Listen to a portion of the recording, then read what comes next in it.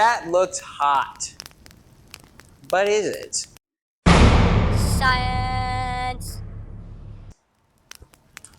If I wanted to know how hot this fire was, I guess I could touch it. Ouch! That is hot. That is very hot. It hurt my hand. But that doesn't really tell me that much about the temperature of this fire. It just tells me it's hot enough to hurt my hand, that I shouldn't touch it. But what is the exact temperature? How hot is it exactly? Is it hot enough to burn wood? Is it hot enough to melt ice? Melt plastic? Like, how hot is it? It's hot enough to burn up the sun? Is that a thing it can do? Probably not, but how hot is it? Well, today, actually, let me put this out first. Thank you, magical flying bucket. Today, we're going to learn about reading temperature scales and check the temperature of objects to see how hot they are. Okay, first of all, what is a temperature scale? A temperature scale is like a number line or scale that tells you how hot or how cold something is. There are two main types of temperature scales. Celsius, which is one that the whole world uses and everybody uses it, but since I live in America, we're going to use freedom units. And the freedom unit America uses is Fahrenheit. Fahrenheit is the temperature scale that America uses. Okay. Now, how do we measure temperature of an object? Usually through a device called thermometers. Okay? Thermometers are devices that are used to measure the temperature, how hot or how cold an object is. There are two main types of thermometers,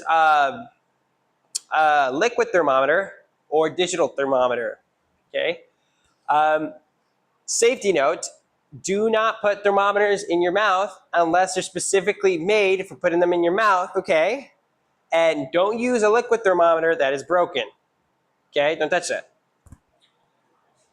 Now, if you look at the thermometers, the digital thermometer has a little screen on it. Whenever you measure the temperature of an object, it'll display the temperature right there on that screen.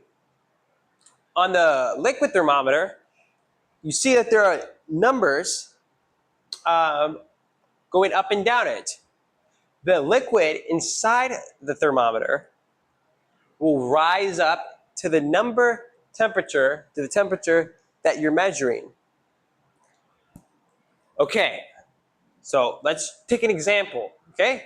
Let's imagine I have an ice bucket and then a hot water bucket right there. Or no, let's make it medium temperature bucket right there, okay? So we're gonna use Fahrenheit to measure these. So let's put the liquid thermometer in one, and then let's put the digital thermometer in the other. Okay, now we wait for a few minutes, or a few seconds, I guess. How's your day going? Good? Good, hopefully. Okay, now it's done. And we check the temperature, okay? To see the temperature, what the temperature of the ice block was, we can check the liquid thermometer and we see where the liquid's at. We see that the liquid's at 32, which means that it's cold. It means that it's at freezing point. That's freezing point in Celsius. No, in Fahrenheit, sorry. It's freezing point in Fahrenheit. Now let's check what the temperature of the water bucket over there was. Looking at the digital one, it says 104. It's 104 Fahrenheit, 104 degrees. So if I had to take a guess, which is hotter?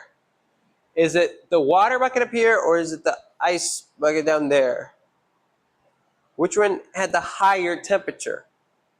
Well, it's obviously the water bucket at the top. It had the higher temperature. So it is hotter.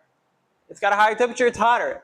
If the temperature is higher, if the number is higher, then it is hotter. And that is how you read temperature scales. Now, you can go off into your beautiful little world and grab thermometers and measure them. But before you do, make sure it's a safe thing to test the temperature of. You don't want to be testing the temperature of fire, okay? Like, it's not a fun thing. It'll melt your thermometer.